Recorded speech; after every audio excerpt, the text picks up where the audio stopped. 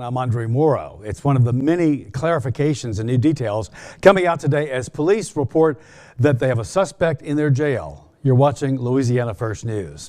Authorities report 2 others are expected to be arrested in connection with this death. Louisiana First News reporter Deshaun Johnson there as police updated the public about their investigation. Deshaun, authorities claimed that Wilson was essentially hazed to death. Now, did anyone call 911 when things went south? Well, Andre, according to police, no one called police or paramedics. The tragic circumstances leading to his death becoming much more clear today. Baton Rouge police say questions are starting to be answered on who was involved in the death of Southern student Caleb Wilson. Detectives have interviewed over a dozen people and executed multiple search warrants to gather as much information as possible. Baton Rouge Police Chief Thomas Morse says as of now, 23-year-old Caleb McCray turned himself in and has been charged with manslaughter and felony hazing. 2 more suspects are involved. Last night, one of the suspects, Caleb McCray, turned himself in with his attorney and was booked into East Baton Rouge Parish Prison.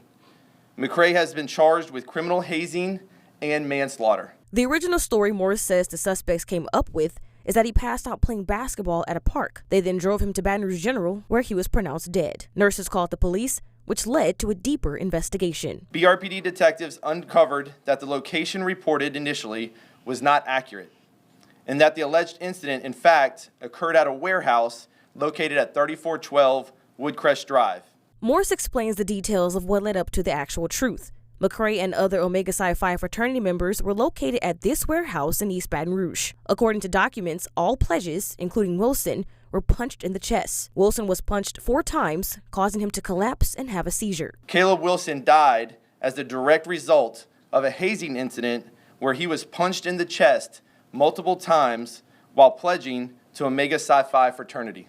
EBR District Attorney Hiller Morris says there's a possibility all 3 suspects can be charged with the Max Groover Act, which was created in Louisiana, making hazing illegal.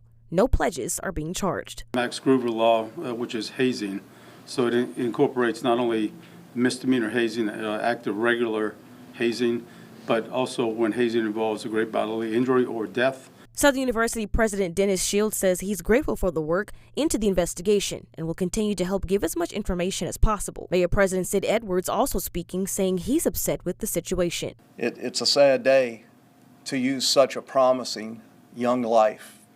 And I encourage all the young people out there to make better decisions.